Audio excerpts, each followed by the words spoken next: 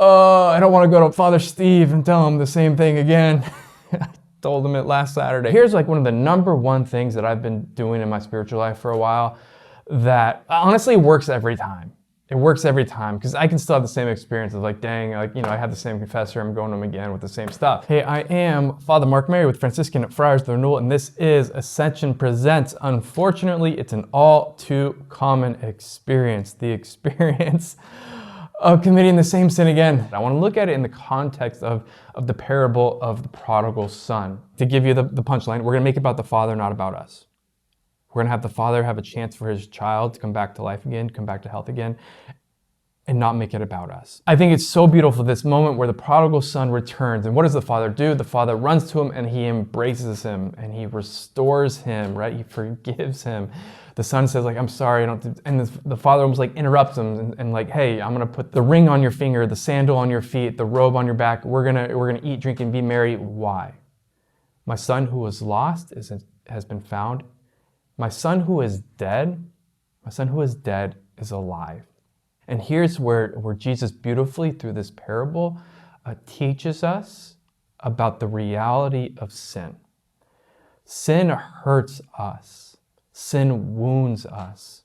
Like, mortal sin kills the life of God in the soul.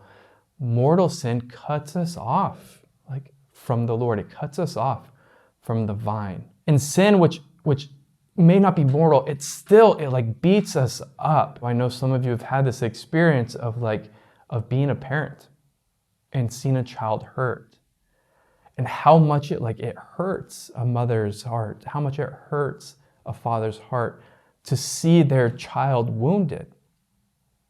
And what does the parent want? Like, all the parent wants is for that child to be restored to health. They're not focused on, first and foremost, like how they got hurt. They're not first and foremost like concerned about the mistake that they made that got them in the situation. Like, what they are concerned about is the healing of that child. And to go to the next level, words fail at the pain that a parent suffers at the loss of a child. And the experience, the overflowing, like visceral, like heavy, joy, relief that a parent feels when a child who they thought was lost has been found, when a child who they thought was dead is alive.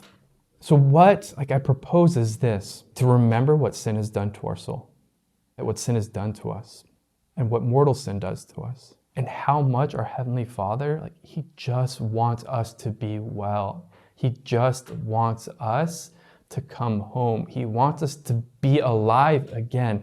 And where does this happen?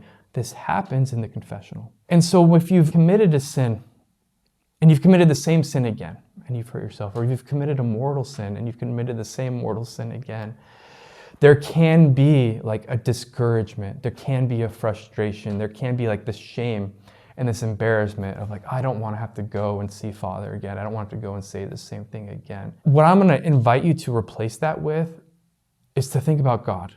Think about your Heavenly Father. When you go to confession, you make a good and valid confession and you receive absolution, you are restored to health and you are restored to life. And the Father rejoices again that his son or his daughter who had been lost is now found, who was dead is alive. This is the gift that we give to God when we go to confession. Don't let the discouragement, don't let the embarrassment, don't let the frustration be the dominant voice. Let the dominant voice speaking to you be your Heavenly Father who says, come home. Like, let me heal you. Let me restore you. Let me bring you back to life. There's like these military coming home videos where a soldier comes back, man or woman, like surprises their parents, mom or dad, and like the parent is like overwhelmed with emotion. They run and they grab them, they cry. Like, this is kind of what we're talking about in the parable of the prodigal son. This, I think, is the feel. This is the emotion. And this is like the spiritual reality, if you will, that happens when we come to confession. Like, we come to the Lord who's there, who's waiting for us. And he runs and he embraces us with his mercy and his love through the grace of this sacrament.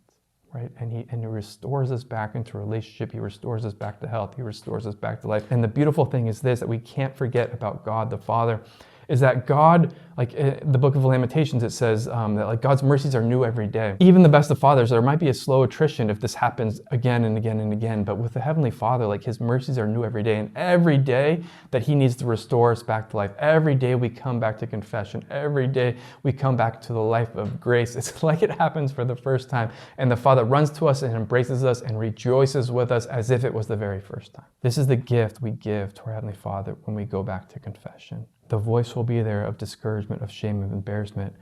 Through the grace of God, like reject that voice and hear your Heavenly Father say, like, come home, come home, come home. Thank you so much for watching. Thank you for being with me again. Look forward to seeing you next week. Remember, we are pilgrims on this earth. Somos peregrinos, poco a poco, little by little. Vamos a llegar. We're going to make it. God bless you.